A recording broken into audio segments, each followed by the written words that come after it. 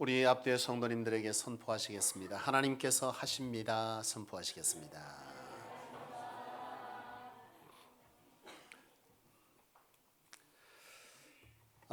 여러분, 우리 인생을 살아가는 우리의 삶을 쳐다보면은 참 바람잘 날이 없는 것 같아요.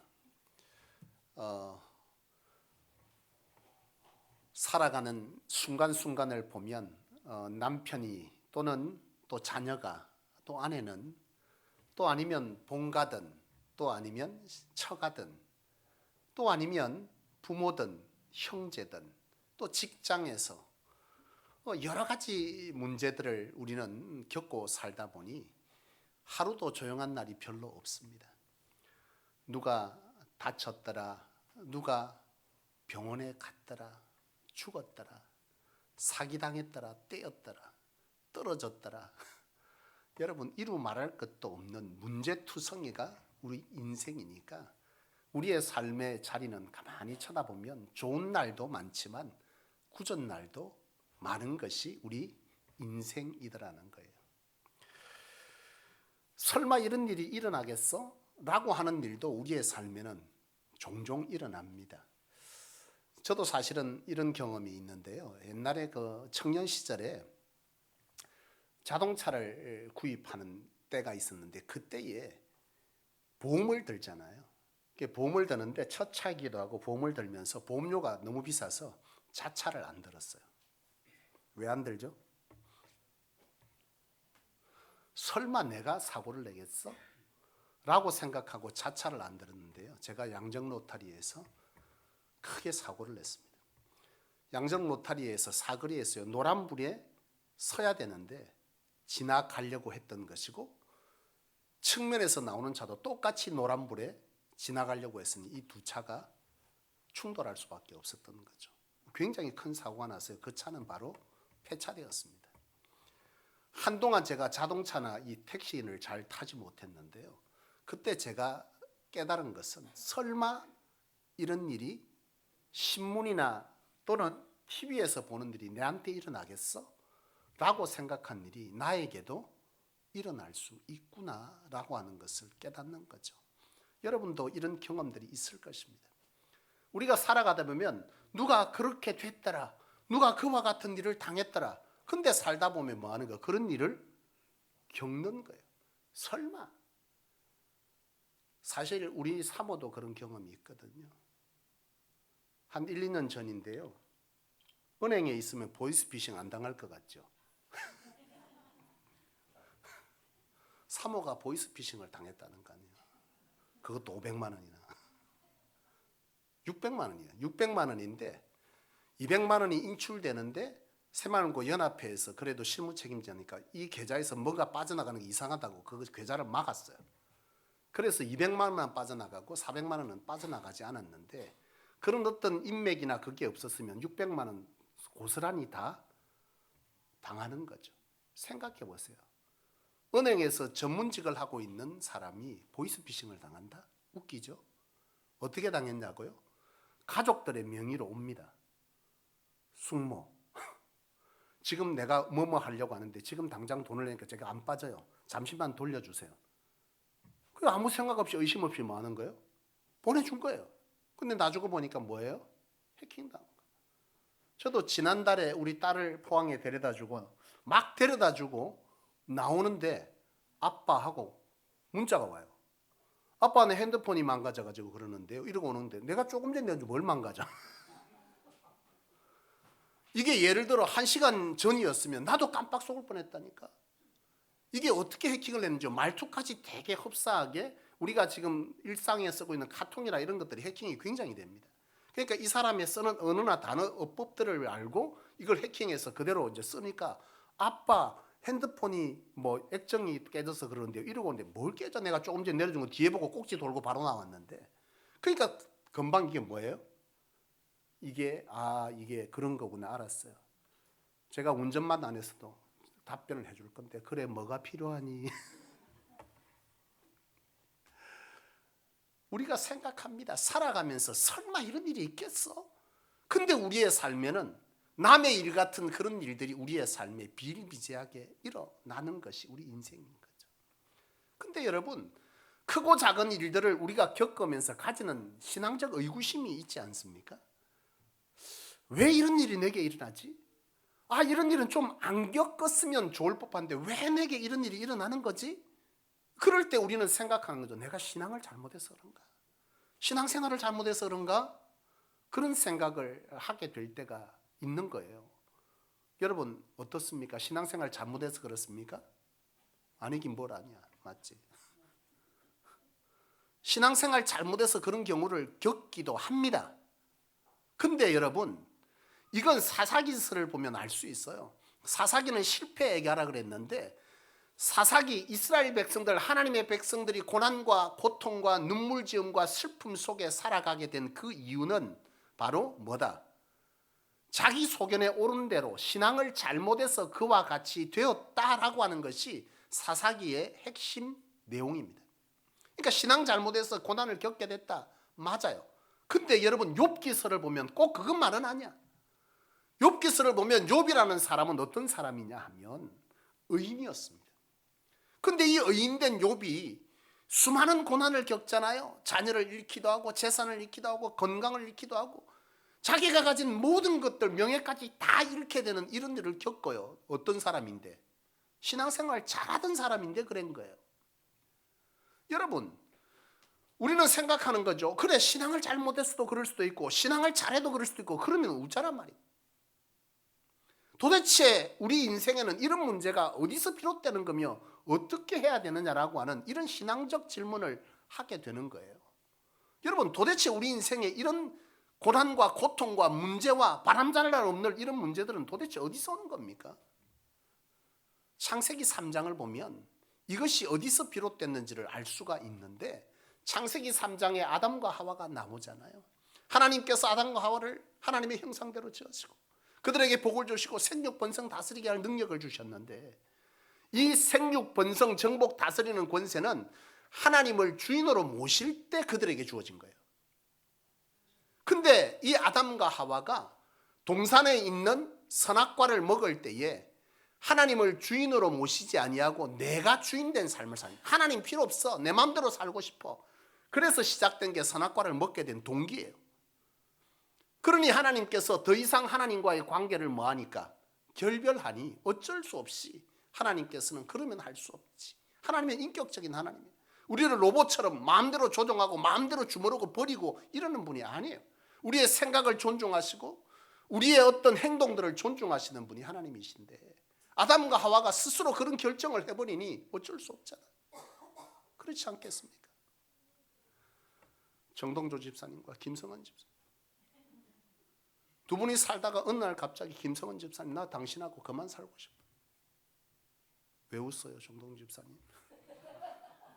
오늘 부부싸움을 한번 일으켜드릴까요? 아무리 내가 원해도 이 사람이 결별하면 뭐 하는 거예요?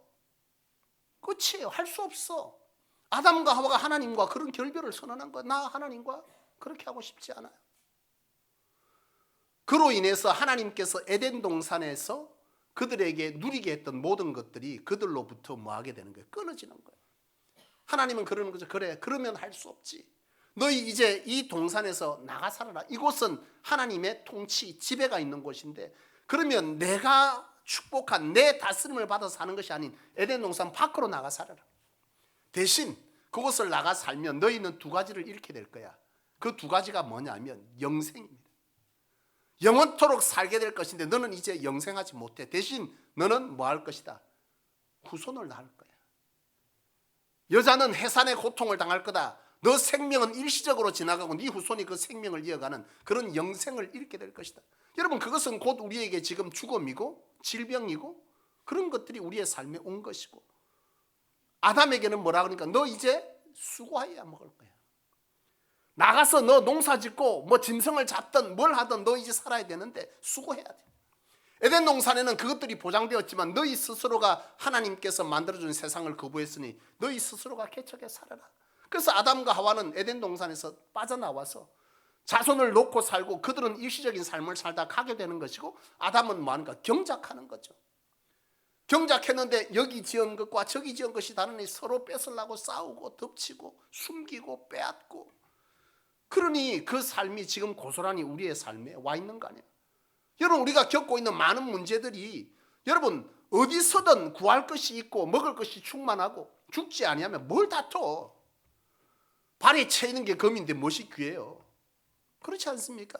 먹을 것이 아무거나 먹고 싶은 거 생각만 있으면 가서 손만 대면 먹을 수 있는데 뭘 싸워? 애들 장난감 가지고 놀잖아. 네 거다 내 거다 싸워. 2개 사주면 안 사. 똑같은 거. 하나가 망가지면 뺏으려고 그래서 그렇지. 망가졌는데 또 가면 또 있어. 책장에 장난감이 수도 없이 똑같은 게 쌓여 있어. 하다가 망가지면 버리고 또 가져오면 되지. 싸울 일이 뭐가 있냐는 거야. 우리 인생이 이와 같이 날마다 바람잘 날이 없는 것은 죄의 결과로 우리에게 주어진 뭐예요? 저주 같은 삶이에요. 이건 이 땅을 살아가는 모든 인생은 신앙을 하든 잘 안 하든 간에 다 겪는 문제예요. 어쩔 수가 없어요. 이건 언제 끝납니까? 죽어야 끝나요. 이 땅을 사는 동안에는 이 문제는 피할 수가 없어. 다만 이런 우리의 삶의 문제들을 해결하며 살아가는 방법은 있다는 거예요. 성경은 그것이 뭐냐? 바로 예수라는 거죠. 예수님으로 우리의 삶의 죄로부터 이어져 내려온 조상대대로 물려받게 되는 이 죄성으로 인해 우리의 삶에 주어지는 이런 고통스러운 삶은 예수님으로 해결할 수 있다. 성경은 그렇게 말하는 것입니다. 오늘 본문 마태복음 1장 21절에 보니까 천사가 마리아에게, 예수님의 육신된 어머니 마리아에게 나타나서 그 마리아에게 이렇게 말씀하셨습니다. 너에게 성령으로 아들을 갖게 될 것인데 그 아들의 이름을 예수라 해라. 근데 그 예수라는 이름의 뜻은 뭐냐면 자기 백성을 죄에서 구원할 자란 뜻이다. 이렇게 말씀하고 있습니다. 죄에서 구원한다. 다시 말하면 죄로 인해서 우리의 인생은 이와 같은 삶을 살게 되는 거죠. 죄로 인해서 병들고 신음하고 죽게 되고 다투게 되고 빼앗기게 되고 실패하게 되고 분노하게 되고 이런 삶이 우리의 삶 가운데 와버린 거예요. 근데 이런 것들을 죄에서 구원한다는 것은 이런 죄로 인해 생겨진 우리의 삶의 문제를 예수님께서 뭐 한다는 거예요? 해결하시기 위해서 이 땅 가운데 오셨다. 그렇게 말합니다. 여러분, 이것은 공생의 예수님의 공생의 기간 사복음서 마태, 마가, 누가, 요한 본문에 보면 예수님께서 이 땅에 오셔서 하신 일을 보면 이 일을 그대로 하고 계신 것을 볼 수 있어요. 예수님은 가시는 곳마다 천국을 선포했습니다.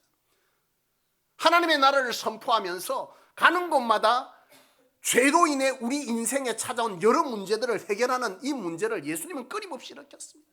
죽은 자를 살리고 병든 자를 고치고 귀신 들린 자를 쫓아내고, 그리고 여러분 궁핍이 있는 결핍이 있는 그런 곳에 가셔서 그것들을 해결합니다. 5,000명의 사람들이 굶주린 그 배를 움켜쥐고 있을 때 예수님께서는 물고기 2마리와 보리떡 5개로 그들의 배를 채우기도 하시고, 집에 문제가 생겨서 잔치하는데 포도주가 떨어져서 그 당시에 포도주가 떨어진 것은 곤란한 일이에요. 그 곤란에 처했을 때 예수님께서 그곳에서 물로 포도주를 만드는 기적을 보여서 바로 죄로 인해 생겨진 결핍, 문제 이런 것들을 예수님께서 뭐 하는 거예요? 해결한 거예요. 이것은 곧 예수님께서 죄에서 구원할 자다, 그 일을 위해 오셨다라고 하신 이 천사의 말을 그대로 이룬 것이고, 이것은 곧 뭘 말합니까? 예수님께서 이 땅에 오신 이유라는 것을 우리는 이 성경을 통해서 보게 되는 것입니다. 그렇다면 어떻게 이 예수님으로 우리의 삶을 해결할 수 있냐? 로마서 10장 13절은 이렇게 말씀합니다. 누구든지 주의 이름을 부르는 자는 구원을 얻을 것이다. 주의 이름을 부른다. 뭔 말이에요? 주의 이름을 부른다. 그분을 메시아, 구원자로 내가 입술에 심령으로 모셔드리고 고백한다는 뜻이죠. 여러분, 우리 그 바로 위에 3층에 가면은 액자가 하나 있습니다. 제 목양실에 그 유리창에 제가 하나 걸었는데, 그게 원래 저희 집에 있던 서재에 걸려 있던 거를 그게 보니까 이상하게 나무가 이렇게 뚫려 있어서 제가 그걸 거기다 걸었는데요. 그건 제가 교육전서 항서교에서 전도사로 있던 당시에 그때 청년 교사들이 제게 선물해 준 액자입니다. 액자가 꽤 큽니다. 3층에 보면 지금 걸려 있을 텐데요. 거기에 보면 예수님께서 문 밖에 서서 두드리는 장면이 그림으로 있어요. 예수님께서 문 밖에서 두드린다. 요한계시록의 말씀이죠. 예수님께서 문 밖에서 두드린다. 계시록 3장 20절. 예수님께서 문 밖에서 두드린다. 이 두드림의 문은 뭘 말하는 겁니까? 우리의 마음의 문을 말합니다. 우리가 마음을 온전히 열어 그분을 우리의 삶의 구세주, 구원자, 죄로부터 물려받은 우리의 삶의 이런 고통과 절망의 문제들을 해결해 주실 분, 그분을 뭐 하는 거예요? 내 삶의, 내 마음의 주인으로 모셔드리는 것입니다. 내 삶의 문제의 중심에 그분을 모셔드리는 겁니다. 뭘로? 해결할 자, 구원자로 모시는 겁니다. 입술로 구원자임을 고백하고 그분에게 기도하는 것이죠. 그 삶의 문제의 중심에 그분을 주인으로 모셔드리고 그분을 향해서 진실로 기도할 수 있는 그 기도, 이것이 바로 주의 이름을 부르는 것입니다. 이걸 부르는 자는 예수님의 이름처럼 구원을 얻을 것이다. 바로 이것이 바로 우리가 우리의 삶의 문제들을 해결할 수 있는 비결임을 말씀해 주고 있는 것입니다. 마태복음 9장에 보면은 한 여인이 딸이 죽게 된 거예요. 병이 걸려서 예수님을 찾았습니다. 예수님을 찾아가서 예수님께 말씀하는 거예요. 내 딸이 죽었습니다. 내 딸이 죽었습니다. 예수님, 그런데요, 주님이 오셔서 내 딸의 몸에 손을 얹으면 나을 것이라 믿습니다. 보통 믿음이 아니죠. 죽기 전에는 몰라도 죽으면 끝난 건데, 죽었지만 주님께서 내 딸의 시신에 손을 얹으면 나을 줄로 내가 믿으니 주님 나와 함께 갑시다. 예수님께서 그 여인의 믿음을 보시고 그 집을 향해 갑니다. 가는 도중에 한 사건이 일어났는데 그 사건이 12의 혈류증의 치유 사건이에요. 12해 동안 하혈하는 여인이 있습니다.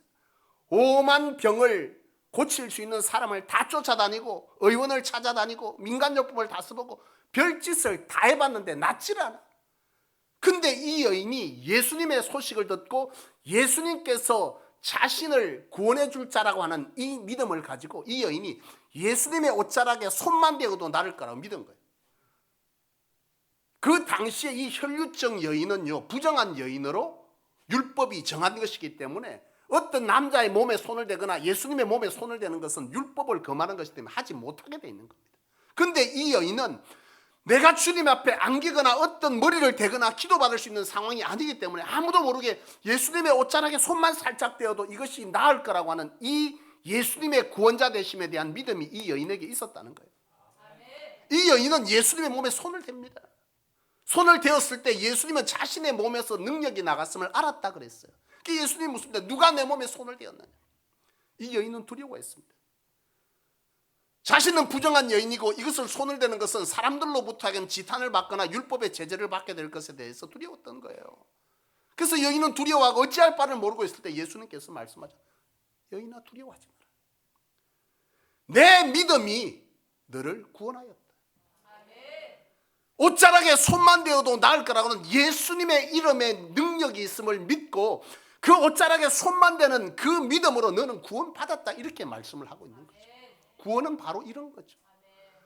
죄로 인한 결핍, 문제, 질병, 어떤 것이든 예수님의 이름을 부르고 그분을 삶의 주인으로 모시고 그분에게 내 문제의 중심에 그분을 모셔서 그분에게 기도하게 될 때, 그분을 예배하게 될 때에 바로 이와 같은 역사가 일어날 것이다. 그것이 바로 주의 이름을 부르는 것이죠. 예수님께서는 이 여인을 치유하시고 가는 길에 그 아이에게 뭐합니까? 딸에게 손을 얹으니 그 또한 뭐했다? 치유되었다. 여러분, 예수님의 이름이 구원자이지만 이것을 믿는 자가 이것을 경험하는 것입니다. 예수님의 이름은 능력입니다. 그 주님의 이름을 믿느냐 안 믿느냐는 결국 우리에게 바로 이와 같은 결과를 가져오는 거예요. 아이, 설마 되겠어? 많은 자들이, 문제 있는 많은 자들이 예수님 곁에 있었지만 왜 12의 혈류증만, 그리고 이 여인만 이 복음서에서 기록하고 있을까요? 주님이 가는 곳마다 많은 질병을 치유했다는 그런 말씀이 있어요.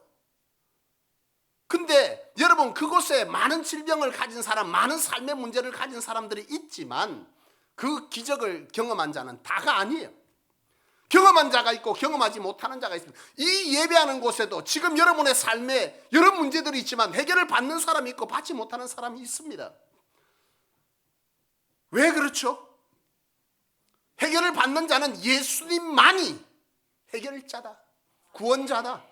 이 사실을 믿을 때에 예수님 도가 아니라 예수님만이라고 하는 이 사실은 많은 결과를 달리합니다. 예수님도 하실 수 있겠지 가 아니라 오로지 그분만이 내 생명의 주인 되고 그분만이 이 문제 해결자가 되신다 라고 하는 이 사실을 우리가 100% 확신하여 그분을 내 문제의 중심에 모셔드릴 때에 우리의 삶의 역사는 일어나는 겁니다. 만약 이 여인이 손을 댈 때 나을 수도 있겠지라고 했으면 여기에 기록되지 못했어요. 옷에 손만 대어도 나을 줄로 믿고 손을 댄 것이죠. 이것은 삶의 결과를 달리했습니다. 그 주변에 많은 사람들이 있었고 많은 환자들이 있었고 많은 삶의 문제를 가진 자가 있었지만 경험한 자는 이 여인인 것이죠. 왜요? 예수님이 말씀하잖아요. 내 믿음이 너를 구원시켰다. 죄로 인해 망가진 우리의 삶의 문제를 예수께서 해결한다는 이 믿음이 이 문제를 해결했다는 거예요. 여러분, 오늘 우리가 알아야 될 것은 예수님께서 이와 같이 우리의 삶의 문제를 해결하시기 위해 오셨고 그 주님이 오늘 우리의 삶 가운데 오늘 우리의 삶과 미래 우리의 삶 가운데 함께 하시기를 원하시고 이와 같은 일들을 우리가 경험하며 살기를 원하신다는 것이죠. 오늘 본문 23절에 보면 보라 처녀가 잉태하여 아들을 낳을 것이요 그의 이름을 임마누엘이라 하라. 임마누엘이 뭡니까? 우리와 항상 함께 계신다. 그 예수님은 그 시대에 오셨지만 우리와 항상 성령으로 함께 하시는 분이시다 라고 하는 것을 말씀하고 있죠. 그 당시에 그 죄의 문제를 해결해 주시고 끝 이것이 아니라 오늘 우리의 삶의 현장에도 어제도 그리했고 오늘도 그리했고 내일도 모레도 영원히 함께 하실 그분, 그분이 함께 하신다는 것은 어떤 의미입니까? 내 삶의 문제를 그 완벽하신 하나님 말씀으로 세상을 함께 지으시고 말씀으로 죽은 자를 일으키시고 말씀으로 파도를 잠잠케 하시고 말씀으로 오병이 열을 만드시고 말씀으로 포도주를 만드시는 그 주님, 그 주님이 나와 가장 친밀한 관계로 무엇이든 해주고 싶어하는 자로 함께 한다는 것은 우리에게 많은 문제의 해결자가 되신다는 사실이죠. 그냥 들러리로 함께하는 것이 아니에요. 우리가 고통당할 때 함께 고통당하시고 웃을 때 함께 웃으시고 우리가 슬퍼할 때 함께 슬퍼하시는 그런 주님, 그 주님이 우리와 영원히 함께 하신다라고 하는 사실을 오늘 성경은 말씀해 주고 있습니다. 과거의 그 하나님이 아니라 과거의 그 주님이 아니라 과거의 그 혈루증 여인의 그 믿음을 보고 치유해 주시는 그 주님이 아니라 오늘 여러분들의 현장에서도 여전히 함께 그 문제를 해결해 주실 자로 주님은 오셨다는 거죠. 오늘 이것이 나에게 어떤 의미냐는 것은 오늘 이 순간에 여러분들의 삶의 방법을, 삶의 방향을, 삶의 문제를 완전히 달리할 것입니다. 그때 그랬구나. 아무것도 여러분 해결할 수 없어요. 그때 그랬구나. 내가 지금 내 삶에 그분은 그리 하시기를 원하신다는 것이죠. 왜 이렇게 기록했습니까? 그때 그랬더라 전설입니까? 아니죠. 여기에 기록된 것은 그때 그리했듯이 오늘 너희의 삶에도 내일 우리 후손의 삶에도 그와 같이 하실 것임을 언약하는 것이 바로 이 말씀 아니겠습니까? 여러분, 우리는 지식이 충만해져서 갈수록 하나님에 대해서 성민력을 제한합니다. 이것까지 할 수 있겠어? 이건 굳이 병원 가면 되고, 여러분, 이건 누구 찾으면 되고, 이것은 누구를 찾아 해답받으면 되고, 이건 누구를 찾아가면 해결될 거야. 때로는 그것도 필요하지만 할 수 없는 많은 우리의 삶의 문제들이 있잖아요. 주님을 찾아야죠. 할 것 다 해보고 주님 찾습니까? 아니요. 처음부터 찾아야 합니다.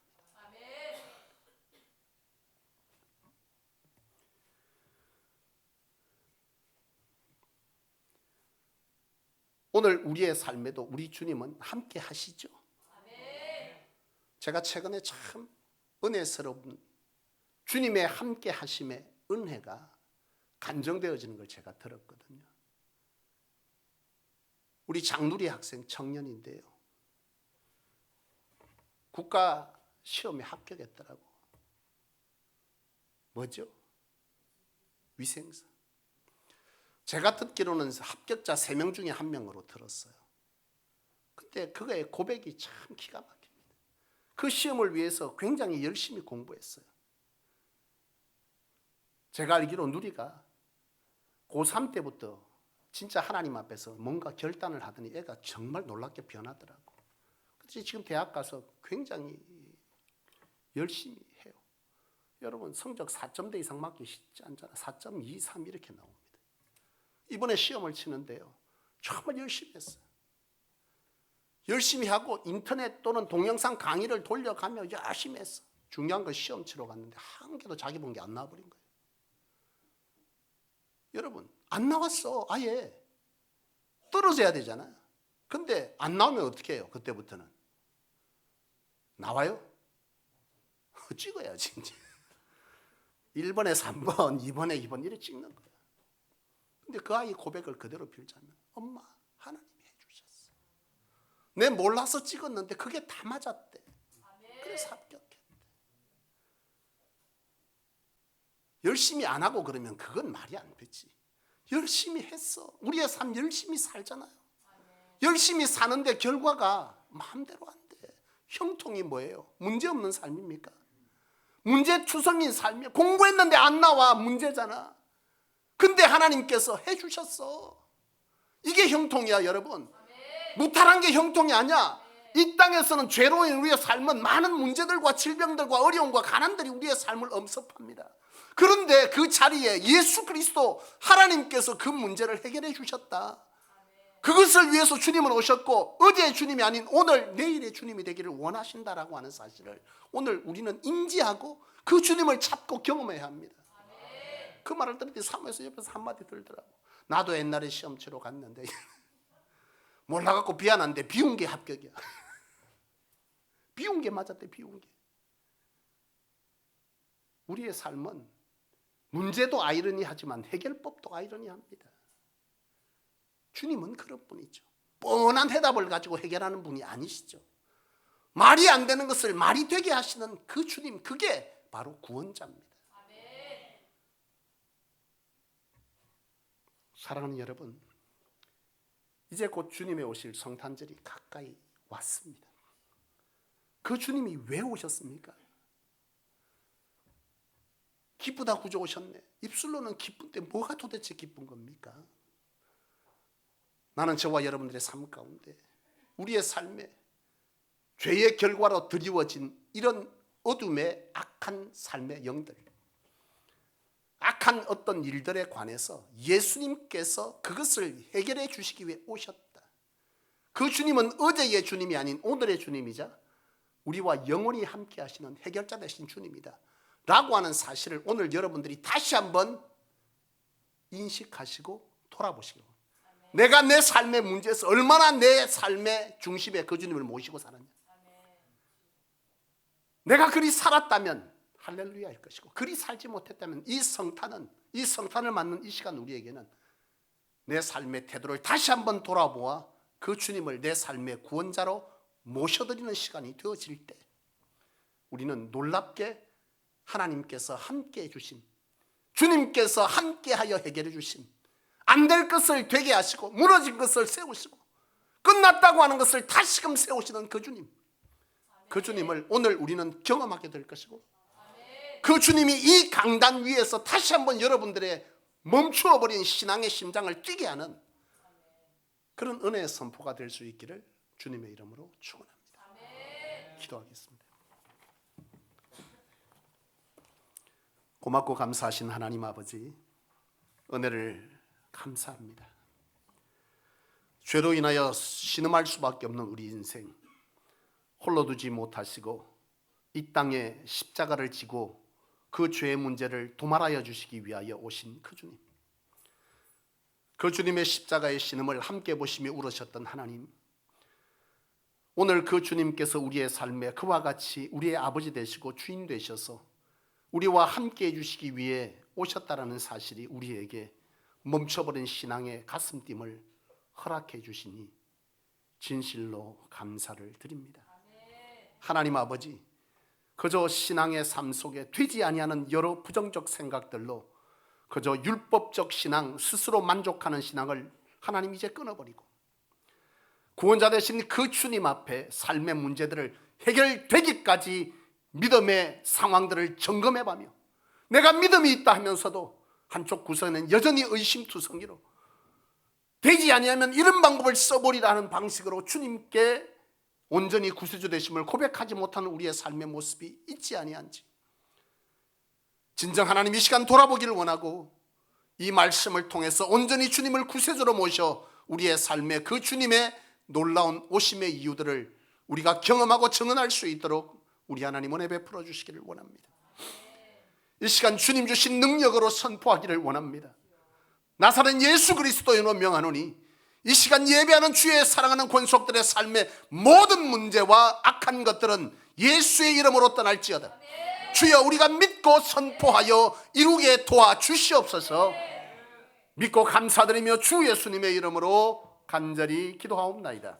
아멘.